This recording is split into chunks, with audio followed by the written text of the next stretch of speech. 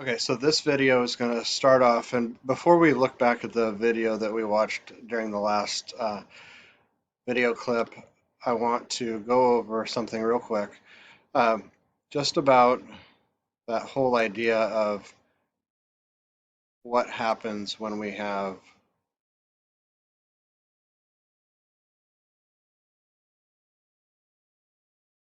Okay, so this is squared, so that means that it's going to be a parabola shape. There's there's an invisible positive number here. And we know that we get the vertex, which is either the very top or the very bottom point, by figuring out what makes this 0. So that's going to be -3. And then this number right here, as it sits, is going to be the y. So that means that if we're doing a sketch, and I'm not going to make all the points, but 1, 2, 3, 1, 2, 3, 4, 5. So that means that this point is right there.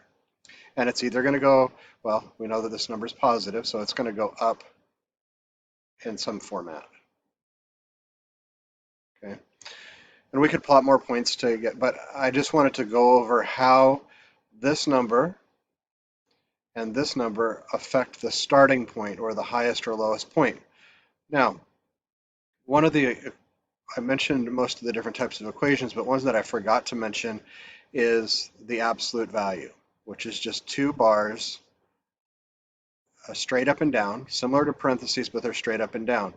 And so if we have just absolute value of x, where this looks as like a curved U sort of thing, the absolute value of x makes a v, because the absolute value means the distance from 0, and you can't have a negative distance. So if y equals 1, or if x equals 1, well, the number 1 inside of here is 1 unit from 0. So that's why we have over 1 up 1, and that would be that point right there. Now, if we put in -1, -1, the absolute value of -1 is also +1, because -1 is 1 unit from 0. And so that's where we get this. Okay. So just that was a quick review of absolute value. Now, if you have like absolute value of, I'm going to put a negative out here, 2x plus 4, absolute value minus 1. Remember, this acts the same as a parentheses, these absolute value bars. So whereas here, you would do 2x plus 4 equals 0, set it equal to 0, and figure out what your x would be. So you'd subtract 4, then you'd have 2x equals -4, and you'd divide by 2. And so your x is equal to -2. And so when we set up our vertex point, or our top or bottom or whatever, the x value is going to be -2. The y value is just this number, so it's going to be -1. And so we have a point over here at -2, -1. If it was a parabola, if it was squared, we'd have some curved lines, but because this is a absolute value, it's just a v. And because of the negative here, that means it's going to be upside down. So it's going to go like this in comparison to the other one that I drew that went up. So I wanted to go over, exactly what the effect of the numbers inside of the parentheses or the absolute value have, and how you figure that out compared to this, and then, which is always the x. This controls the x, the shift left and right, and this controls the shift up and down. So that makes your vertex. Then you can plug in any numbers you want. You put 0 in there and figure out what the y value is when you solve all of that. Just remember that the number inside the absolute value must be positive. So, or when it comes out, it becomes positive. So if you have a -7 in here, it becomes +7 when it comes out. So just to review that.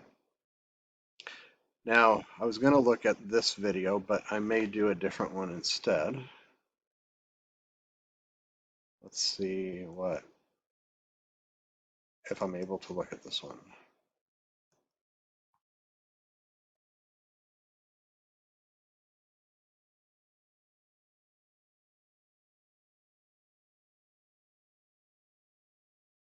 Is somewhat simple. We can do one more just to check. Let's see. Make sure you got it. Try and do this one on your own as much as possible. Pause the video and then check your work when you're done.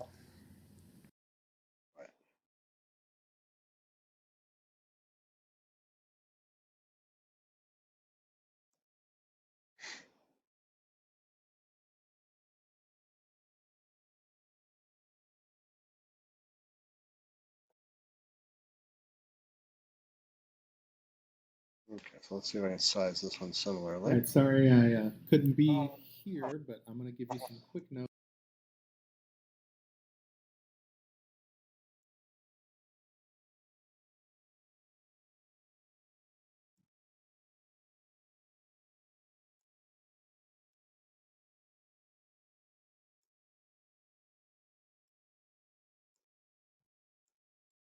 Okay, so let's just go ahead and watch it, and I won't worry about oh, I guess I can resize it this way.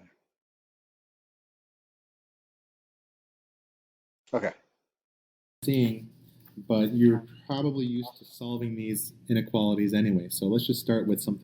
So notice that we're going to look at interval notation, which is what we already talked about, and set notation, which is a different format. It kind of uses the greater than less than sign with the x, kind of combining what we've looked at with the parentheses and the bracket versus what it looks like when you've got x is less than some number. For inequalities,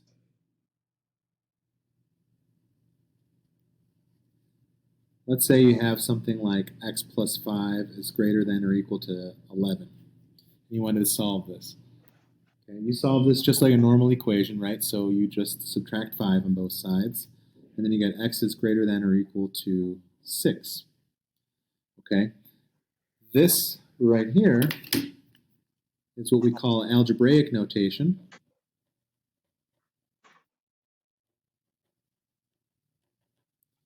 Okay, and you're probably used to writing your answer that way. And you're also probably used to graphing this on a number line. So real quick, as far as the graph is concerned, you just essentially put a 6 on the number line. This is telling us that the answers for x. Now notice that he's not using a xy coordinate. He's just doing it on a straight number line, but the same rules apply. Just think about this as being the domain. And then if we turned it and we had it going up and down, also would be the range. Are all equal or greater to 6. So hopefully you remember that that means we have a closed circle. And since x is greater, we shade to the right. Okay, and so this is what the graph would look like. Okay, so we also have now something called interval notation. So let's kind of leave this example for the time being. Interval notation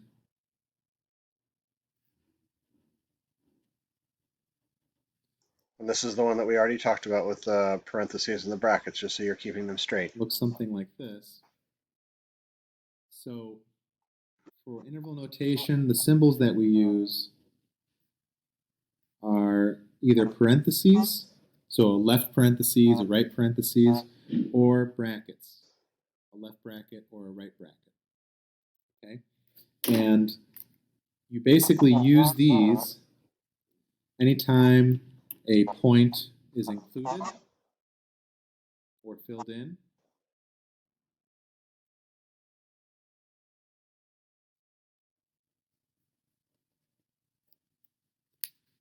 And parentheses are used. Boy, that's not much of a good math term. Filled in. Yeah, the points included is much better. If the points is open, or we are using infinity as kind of like the boundary. Okay, and I think this will make more sense with some examples, but all you do is just read. So you read the graph from left to right.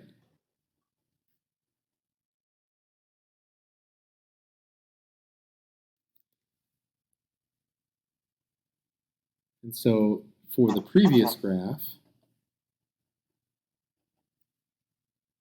here's kind of how you would do it. So if I'm reading this graph from left to right, the first point on the number line that's part of our answer is this filled in circle, which is at 6. So we write down 6, comma, and since that 6 was filled in, we're going to use a bracket to indicate that. And so basically we just list lowest to highest x value. Well, looking at this picture, we started at 6, and it looks like this goes on forever, so that's where we use positive infinity. Anytime we use an infinity, we just use a parentheses with it, because infinity is not really a number we can ever get to, so we use a parentheses to indicate that. Okay, so that's interval notation in a nutshell.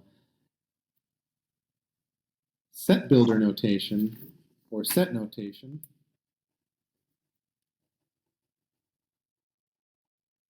is just a fancier way of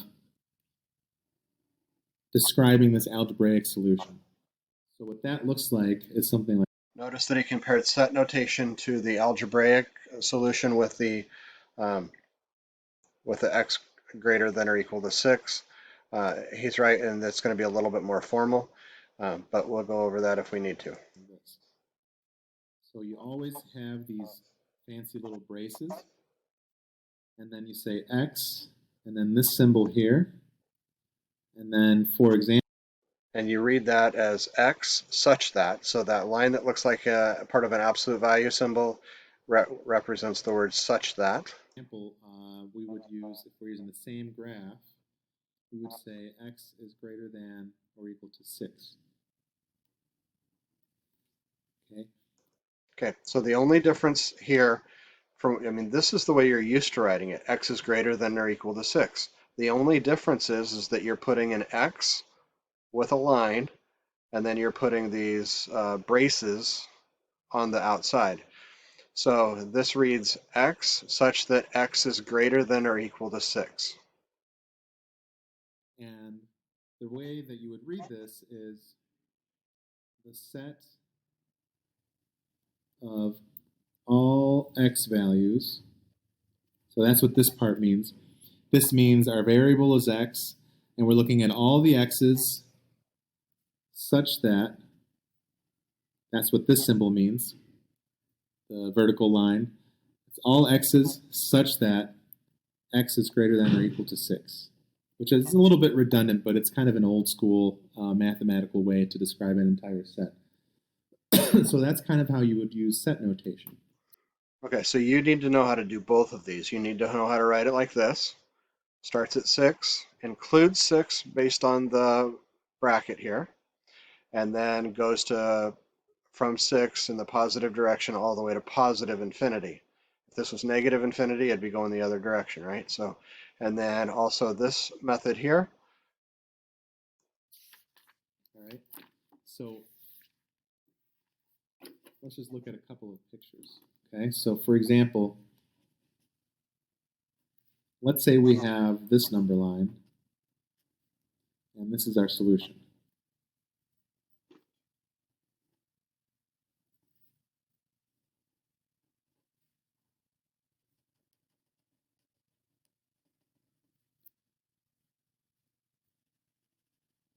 So here we're shading from 5 to 7. 5 is filled in, 7 is open, and then we're shading from 10 on forever, and that's it. So in interval notation, I actually think that's easiest here. We read from left to right, and so the first number that's part of my answer is going to be this 5. So again, we start with 5, and since it's filled in, we use a bracket, comma, and then we go until there's a separation. So we're going to stop at 7, and since 7 has an open circle, we use a parentheses there. Okay? And since we have another section that works, we use this symbol that stands for union, which is just a fancy way of saying or. Okay? So our answers are over here between 5 and 7, not including 7. Or if we, again, are going from left to right, this section starts at 10, and it's filled in, so that's a bracket, and we go to infinity, so that's going to be with the parentheses. Okay, so that's the interval notation. And I'm just going to give you kind of an example of what that might look like on a two-dimensional graph using the same numbers he did. So I'm going to draw a graph here, and he didn't have any negative numbers. So he said to bigger than 10. So we'll go 1, 2, 3, 4, 5, 6, 7, 8, 9, 10. And so let's say that we wanted to identify those parts that were positive, which would be up here. So 1, 2, 3, 4, 5.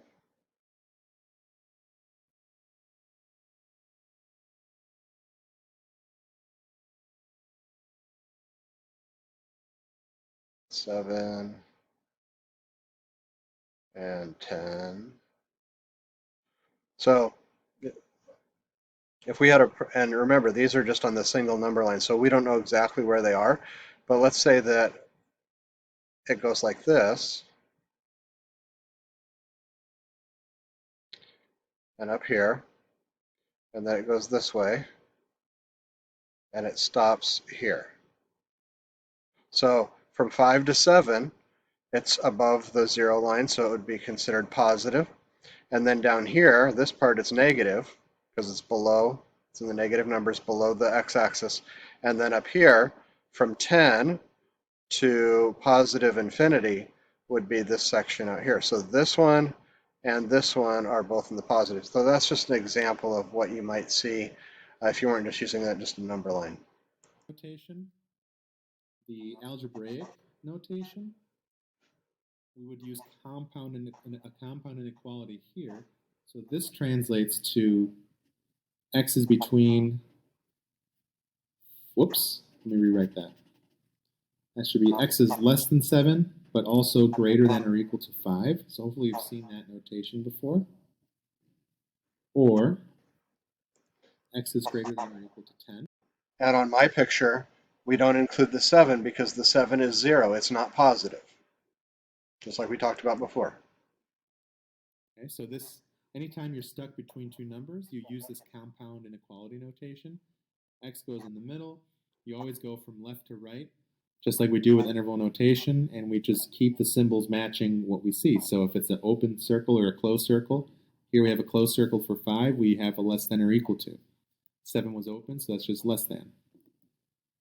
Again, we use or since there's a second section here, and then this section starts at 10 and goes on to the right, so that's x is greater than or equal to 10. Okay? Now, the set notation for this would just be, again, fancy braces here, and then we have x such that 5 is less than or equal to x, which is less than or equal or less than 7, or x is greater than or equal to 10. So it's just kind of putting this algebraic notation to a fancier system. Okay, so that's basically how interval notation works. That's good enough, I think, background. So now what you're going to do is go through pages. Okay. So I'm going to stop there. And then I think these videos will give you enough to get started on, and probably do most of it, the couple of problem sets for 1.1 and 1.2. If specific questions come up, we can answer them on our Google Meets, or we can, I'll also be available anytime via email, or also next Wednesday during office hours if there's something that you need to see worked out. But I can always email you a video or send you a link to a video as well.